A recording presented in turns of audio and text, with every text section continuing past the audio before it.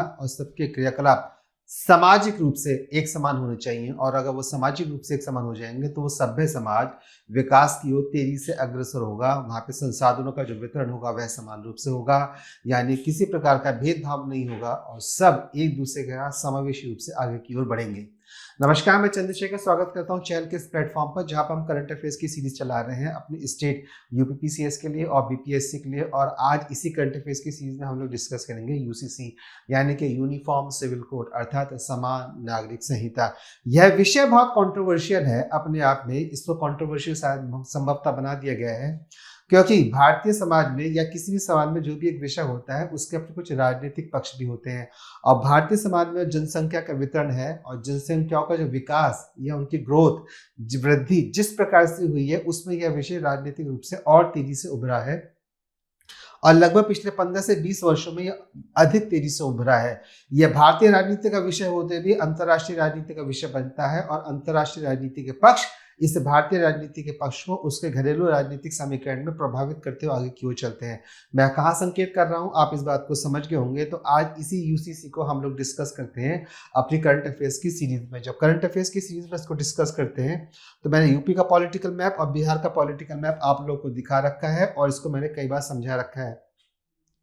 जो लोग इस वीडियो को बीपीएससी के सीरीज पर देख रहे हैं आपको ध्यान होगा कि इसी चैनल पर यूपीपीसीएस की सीरीज भी चल रही है और जो लोग यूपीपीसीएस की सीरीज में इस करंट अफेयर्स को स्टडी कर रहे हैं वहां पे आपको ध्यान होगा कि बीपीएससी की सीरीज भी अलग इसी यूट्यूब चैनल पर हम लोग कंडक्ट कर रहे हैं। तो दोनों के करंट अफेयर्स क्योंकि नेचर एक जैसा है और करंट अफेयर्स नेशनल बेस पर पूछे जाते हैं, इसलिए दोनों करंट अफेयर्स की सीरीज एक साथ यहाँ पर चल रही है। बात को आगे बढ़ाते हैं।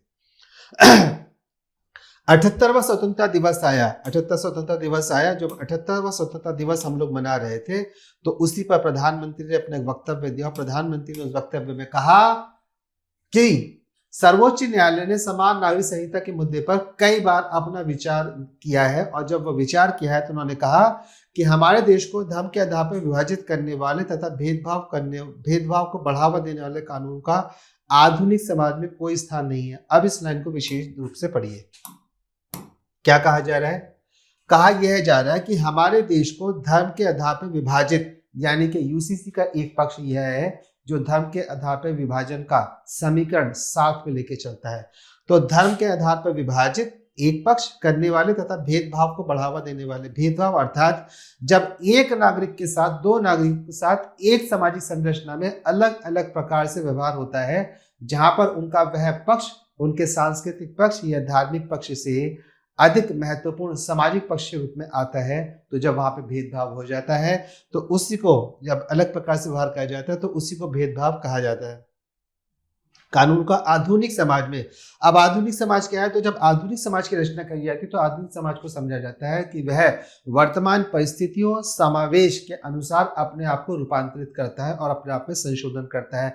वही एक आधुनिक समाज की परिभाषा है। तो आधुनिक समाज अपने भूगोल, अपनी सामाजिक परिस्थितियों के अनुसार, अपनी जलवायु के अनुसार, अपने समकालीन मानचित्रों के अनुसार अपने आप में संशोधन करता रहता है लगातार। कोई स्थान नहीं है। तो कहते हैं आधुनिक समाज में इस प्रकार के भेदभाव का कोई स्थान नहीं है। भेदभाव का अर्थात जब आप संसाधनों का वितरण, चाहे वो प्रत्यक्ष संसाधन या अप्रत्यक्ष संसाधन हो, लौकिक हो या अलौकिक हो, उनका जब वितरण असमान रूप से करते हैं तो भेदभाव के रूप में यहाँ पर आ जाता है। इसलिए देश के लिए धर्मनिरपेक्ष अर्थात एक ऐसी संहिता, एक ऐसा आचरण जो धर्म के विषय का इतर एक सामाजिक परिवेश में गढ़ी जाती है, उसको हम समान नागरिक संहिता कहते हैं। तो इसलिए देश के लिए धर्मनिरपेक्ष नागरिक संहिता की मांग करने का समय अब आ गया है। ये बात कौन कहते हैं? ये भारत की कार्यपालिका का मुखिया कहता है, भारत की कार्यपालिका का प्रधानमंत्री कहता है। ये नरेंद्र मोदी नहीं कहते हैं, क्योंकि नरेंद्र मोदी आज है कल नहीं है। लेकिन बात किसने कही है? तो बात कही है प्रधानमंत्री ने कही है। प्रधानमंत्री जब कही तो लाल किले की प्राचीर से बात कही है, अर्थात वो स्वतंत्रता दिवस के अपने संबोधन पर इस विषय को यहाँ पर उठा रहे हैं। और जब विषय को उठा रहे हैं तो विषय में और अधिक प्रामाणिकता लाने के लिए वो यहाँ पर सुप्रीम कोर्ट या सर्वोच्च न्यायालय का उल्लेख करते हैं। और सर्वोच्च न्यायालय बार बार अपने कई निर्णयों में कह चुका है कि वहां पे एक समान नागरिक संहिता होनी चाहिए। यह आधुनिक समाज की और लिबरल समाज की अपने आप में एक महत्वपूर्ण मांग रहती है। जब यह विषय प्रधानमंत्री ने उठाया है तो निश्चित रूप से करंट अफेयर समसामयिक का विषय बनना था। जब सामयिक विषय बनता है तो आइए अब इस पर चर्चा कर लेते हैं। तो समान नागरिक संहिता क्या प्रावधान करता है? तो समान नागरिक संहिता प्रावधान करता है कि विवाह हो, तलाक हो। अच्छा, ये जो तलाक शब्द है ये अपने आप में फारसी भाषा का शब्द है, क्योंकि हिंदी भाषा में तलाक के लिए कोई शब्द है ही नहीं। तो या तो इंग्लिश में वो डाइवोर्स आता है या इस्लामिक मान्यताओं के अनुसार ये तलाक शब्द आता है, क्योंकि भारतीय सनातन पद्धति में तलाक के लिए कोई शब्द नहीं है। तो यह 7 जन्मों का संबंध अर्थात 7 चरणों का, 7 आचरणों का संबंध माना जाता है। और भारतीय सनातन संस्कृति में विवाह एक संस्था के रूप में है, अर्थात यहाँ से एक पीढ़ी से दूसरी पीढ़ी पर ट्रांसफर होता रहता है। तो समान नागरिक संहिता विवाह, तलाक, विरासत अर्थात जो आपको हेरिटेज प्रॉपर्टी मिलती है, गोद लेने, उत्तराधिकारी से संबंधित सभी धार्मिक समुदाय के मामलों पर, विषयों पर लागू होता है। इसे राज्य के नीति निर्देशित सिद्धांतों के अनुच्छेद 44 के अंतर्गत रखा गया है। अब ध्यान दीजिए, अंतर्गत रखा गया है। ध्यान दीजिए, जब हमारा संविधान बना था तो पहले जो संविधान की रचना आई थी उसमें भाग 3 को अनुच्छेद 12 से और अनुच्छेद 51 तक रखा गया था। लेकिन फिर संविधान में एक चर्चा परिचर्चा हुई, उस पर बहस हुई और बहस में निकल गया कि नहीं, हम इतने लंबे चौड़े मौलिक अधिकार के पक्ष को नहीं रख सकते हैं, क्योंकि इसमें बहुत से पक्ष ऐसे हैं जो मौलिक अधिकार में यदि रख जाएंगे तो संविधान की जो मूल संरचना में जो मौलिक अधिकारों का प्रावधान है, मैं थोड़ा सा क्षमा चाहूंगा आपके लिए, क्योंकि मेरी जीप पे ना एक छाला हो रहा है तो मुझे बोलने में थोड़ी समस्या होती है, तो बीच में हल्का हल्का सा ब्रेक ले रहा हूँ। तो मतलब मैं आपसे प्रार्थना करूंगा कि आप थोड़ा सा मेरे साथ सहन करें, जैसे मैं बोलते समय इसको सहन कर रहा हूँ। तो वो कहते हैं कि अगर हम भाग 3 को इतना लंबा चौड़ा रख देते हैं, जहाँ पे अनुच्छेद 12 से अनुच्छेद 51 तक हम इसको रखते हैं, तो इसके कुछ प्रावधान ऐसे हैं जो स्वयं में अपने आप को मौलिक अधिकार का उल्लंघन करते हुए आगे क्यों निकल जाएंगे। इसलिए क्या करा, 2 पार्ट्स में विभाजित करा गया और एक भाग को मौलिक अधिकार के रूप में रखा गया है, दूसरे भाग को राज्य के नीति निर्देशक तत्वों के रूप में लाया गया है। अब जब राज्य अपनी नीतियां बनाएगा तो वो नीति बनाते समय इन तत्वों को ध्यान रखेगा। इन तत्वों का जो हमको व्याख्यान मिलता है वो अनुच्छेद 36 से अनुच्छेद 51 तक मिलता है, और उन्हीं से अनुच्छेद 36 से अनुच्छेद 51 में जब अनुच्छेद 44 आता है तो वहां पे बताया गया है कि राज्य के नीति निर्देशक तत्वों में राज्य का यह दायित्व है कि वह समान नागरिक संहिता के लिए कार्य करेगा। तो ये राज्य को जो इंस्ट्रक्शन मिलते हैं, जो राज्य को दिशा निर्देश मिल रहा है, वह सीधे संविधान से मिल रहा है। और संविधान में राज्य की परिभाषा अनुच्छेद 12 के अंतर्गत और अनुच्छेद 36 के अंतर्गत दोनों के अंतर दी गई है, जिसमें राज्य की कार्यपालिका को स्पष्ट संदेश भारत के संविधान के माध्यम से मिलता है कि अनुच्छेद 44 के अंतर्गत मैं संविधान आपसे ये कह रहा हूं कि आप समान नागरिक संहिता को लागू करें। तो समान नागरिक संहिता को जब हम लागू करते हैं तो इसमें जो मेन विषय आ रहा है वह धर्म संबंधित कुछ व्यवहारों का लेके आ रहा है। उस धर्म संबंधित व्यवहार में जो मेन विषय आ रहा है वह केवल धर्म और इस्लाम के बीच में आ रहा है। तो इस्लाम में एक धर्म एक साइड पर खड़ा होता है और दूसरे धर्म दूसरी साइड पर खड़े हो जाते हैं। बाकी अगर हम दूसरे धर्म के बीच में इस विषय को लेते हैं तो वहां पे इतना कोई विभेद नहीं है। इस्लाम और अन्य धर्म के बीच में विभेद निकल कर आता है और इस प्रकार से कंट्रोवर्सी यहाँ पर निकल के आती है। और ध्यान रखिएगा, जो इस्लामिक समुदाय है वह अपने आप में भारत की राजनीति में महत्वपूर्ण पक्ष रखता है, और जब वो महत्वपूर्ण पक्ष रखता है तो भारत की राजनीति को प्रभावित करते हुए आगे की ओर बढ़ता है। इसलिए यहाँ पर ये विषय आते हैं, और जब ये विषय आते हैं तो समान नागरिक संहिता को लेकर बहुत सारे राजनीतिक मतभेद भारतीय राजनीति में लगातार उभर कर सामने आते हैं। अब देखते हैं आगे क्या चलते हैं। तो अनुच्छेद 44 के अंतर्गत समान नागरिक संहिता का प्रावधान भारतीय संविधान में मिलता है। एक विषय आया था वर्ष 1985 में शाहबानो का डाइवोर्स होता है अपने पति से, और जब अपने पति से डाइवोर्स होता है तो पति जो उनको अनुशंसा क्षतिपूर्ति राशि थी उसको देने के लिए मना कर देते हैं, क्योंकि तो बोलते हैं कि इस्लाम में ऐसा कोई प्रावधान नहीं है। तो वह निर्णय जब सुप्रीम कोर्ट ने दिया तो उस निर्णय को पलटते हुए भारतीय संसद ने उस निर्णय को कैंसिल आउट कर दिया, और उसके एवज में यहाँ पर जो इस्लामिक मान्यताएं थे उनको बनाते हुए आगे की ओर बढ़ जाता है ये निर्णय। फिर शायरा बानो केस आता है वर्ष 2017 में, और इसके आधार पर ट्रिपल तलाक को समाप्त करा गया था। BN राव समिति ने एक संहिताबद्ध हिंदू विधि की सिफारिश की थी। अब BN राव कौन थे? बेनेगल नरसिंह राव। ये BN राव वही है जो संविधान सभा के कौन थे? एडवाइजर थे, परामर्शदाता थे। तो BN राव समिति ने एक संहिताबद्ध हिंदू पद्धति की सिफारिश की थी, और कब करी थी? जब सुप्रीम कोर्ट ने समान नागरिक संहिता का समर्थन किया था। समान नागरिक संहिता का समर्थन किया था तो उसके आधार पर BN राव समिति ने एक संहिताबद्ध यानी कि व्यवहार में समाज में आचरण किस प्रकार हो उसके संबंध में हिंदू विधि की सिफारिश कही थी।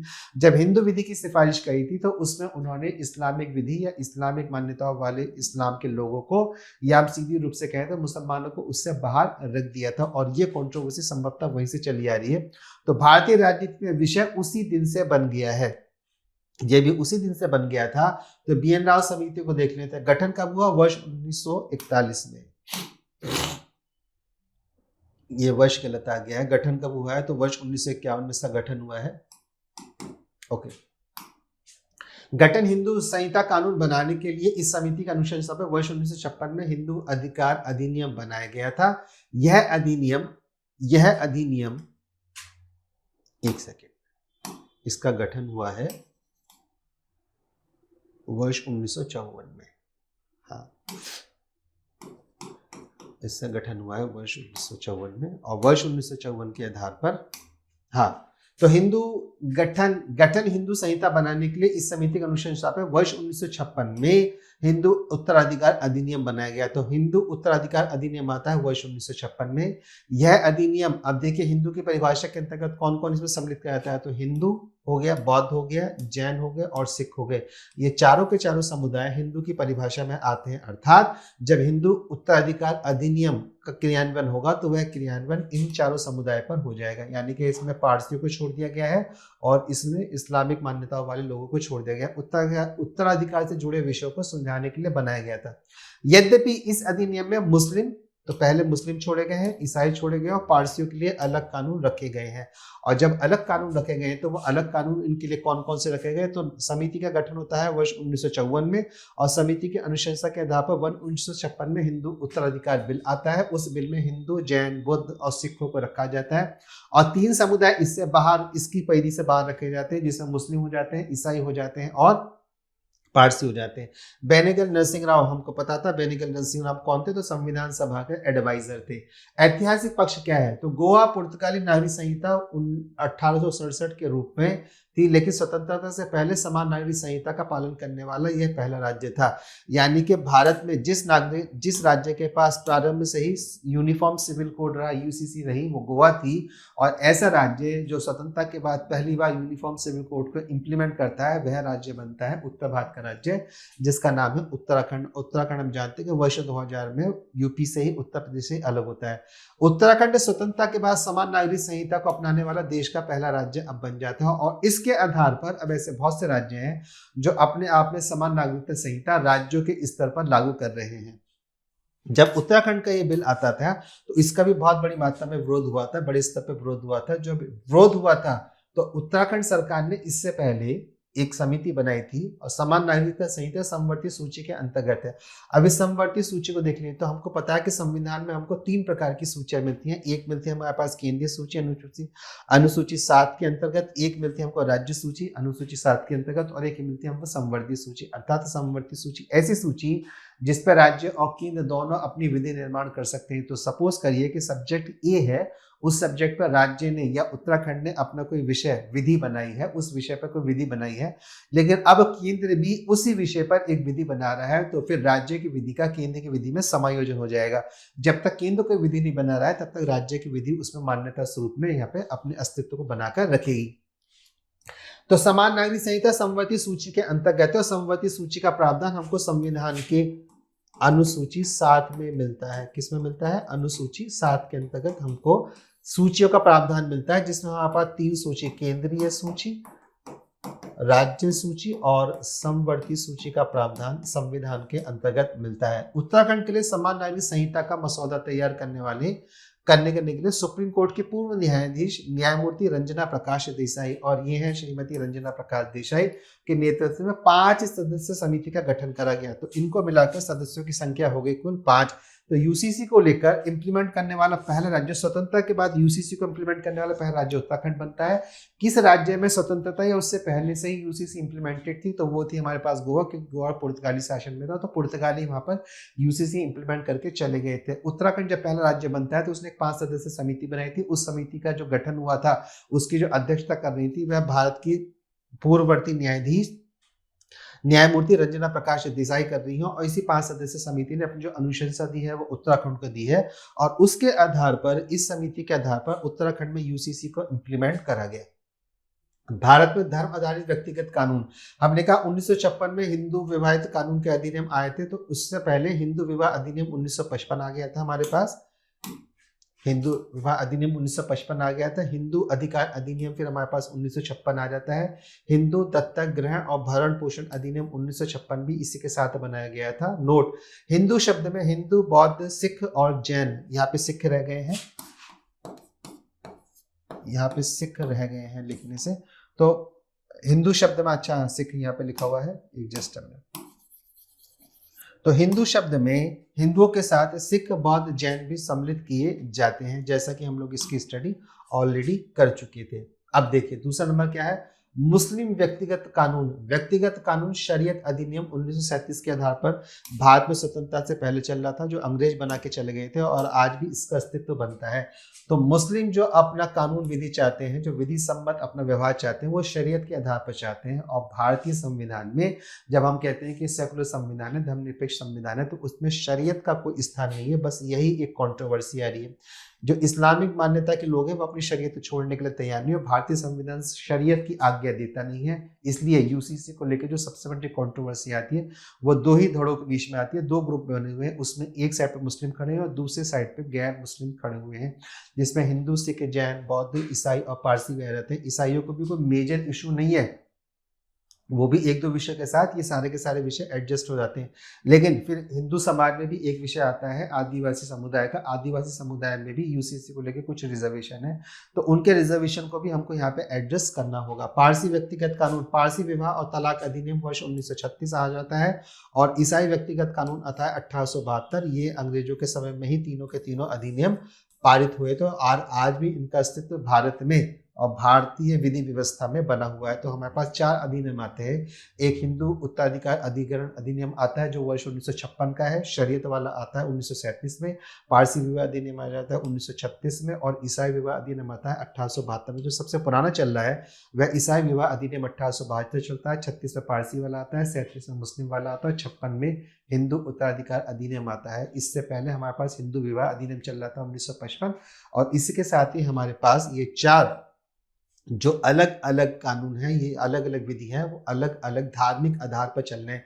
जब धार्मिक आधार पर चल रहे हैं तो समाज का आचरण एक जैसा नहीं हो सकता। उस समाज के आचरण को एक जैसा करने के लिए इन चारों का समावेश उस यूसीसी के अंतर्गत करना पड़ेगा। लेकिन यूसीसी का अगर आपको हल निकालना है तो वह सामाजिक चर्चा और परिचर्चा के आधार पर निकल सकता है। ऐसा नहीं है कि मुस्लिम समाज की सारी बातें, कुछ सारी की सारी बातें गलत हो सकती हैं, उसमें से एक दो बातें स्वीकार्य भी हो सकती हैं। क्योंकि अगर हिंदू समाज के तरफ से देखा जाएगा तो आदिवासी समाज को लेकर इस पे कुछ रिजर्वेशन है, ईसाई समाज की तरफ से भी इस पे कुछ रिजर्वेशन है, और अन्य अन्य मत और संप्रदाय की तरफ से भी इस पे कुछ ना कुछ रिजर्वेशन है। तो एक कंसेंसस हमको बनानी पड़ेगी। ये बात निश्चित है कि अगर हमको आधुनिक समाज की रचना करनी है और उसकी स्थापना करनी है तो हमको यूसीसी इंप्लीमेंट करना पड़ेगा। और अगर यूसीसी इंप्लीमेंट करना पड़ेगा तो उसका जो मार्ग वो चर्चा परिचर्चा से निकल सकता है। विरोधाभास और एक दूसरे के साथ कॉन्फ्लिक्ट में आकर इसका कोई समाधान निकलने वाला नहीं है। समाधान निकलेगा तो चर्चा से निकलेगा, परिचर्चा से निकलेगा। चर्चा परिचर्चा को निकलने के लिए समाज को ही अपने अंदर से चर्चा परिचर्चा करने की आवश्यकता यहाँ पे रहती है। ये निश्चित है कि यूसीसी हमको लगाना पड़ेगा। अगर हमको अंतर्राष्ट्रीय समुदाय के साथ भी कदम ताल करनी है तो भी हमको यूसीसी लगाना पड़ेगा। हमको आधुनिक समाज और लिबरल समाज की आवश्यकता के अनुसार उसकी स्थापना करनी है तो भी हमको यूसीसी लगाना पड़ेगा। जब भारतीय समाज में और सारे के सारे समाज में जितना हम सुविधाजनक समाज आगे की ओर बढ़ रहे हैं उतना हम अपने आप को ओपन कर रहे हैं, और जब हम अपने आप को ओपन कर रहे हैं तो हमको यूसीसी उसके मद्देनजर भी, उसकी दिशा, उसकी दृष्टिपात के अनुसार भी हमको यहाँ पर लेकर आना पड़ेगा। तो यूसीसी समय की मांग है। अब इस समय की मांग को हम समरसता के साथ इंप्लीमेंट करें, क्रियान्वित करें, या इसको विरोधाभास के साथ इंप्लीमेंट करें, लेकिन ये इंप्लीमेंट होगा और आने वाले कुछ ही सालों में होगा। ये सरकार नहीं करेगी तो आने वाली और दूसरी सरकार करेगी। दूसरी सरकार अपनी इच्छा से नहीं करेगी तो उसको अंतर्राष्ट्रीय समुदाय के अंतर्गत इसको इम्प्लीमेंट करना पड़ेगा। ये हम कहीं बाहर जाएंगे देखेंगे, और जब भारत के समाज के विषय में भारत से बाहर बात चलेंगी कि वहाँ पे यूसीसी इम्प्लीमेंट नहीं है, तो समाज की जो एक प्रगतिशील दिशा और जो उसकी इमेज है, जो छवि है, वो अपने आप में कहीं धूमिल होती है। तो इस दबाव के अंतर्गत भी हमको यूसीसी को इम्प्लीमेंट करना पड़ेगा। तो यूसीसी समय की मांग है और इसको इम्प्लीमेंट करना ही पड़ेगा। अब समाज को चाहिए कि वो समावेशी विधि के अंतर्गत इसको इम्प्लीमेंट करता है या गैर समावेशी विधि के अंतर्गत इम्प्लीमेंट करता है, लेकिन यूसीसी इम्प्लीमेंट होगा, यह निश्चित है। जब यह निश्चित है तो हमें इसकी दिशा में एक समावेशी दृष्टिकोण के साथ आगे बढ़ने की आवश्यकता रहती है। इसके बाद भी यदि आपका कोई प्रश्न बनता है तो आप मुझे लिख सकते हैं। यह बहुत ब्रीफ डिस्कशन करंट अफेयर्स के पर्सपेक्टिव से हमने देखा है। कभी इसको पॉलिटी के पर्सपेक्टिव से और जियो पॉलिटिक्स के पर्सपेक्टिव से डिस्कस करेंगे, तब इसकी और डिटेल में डिस्कशन करेंगे। अभी के लिए अगले लेक्चर के लिए जय हिंद और वंदे मातरम।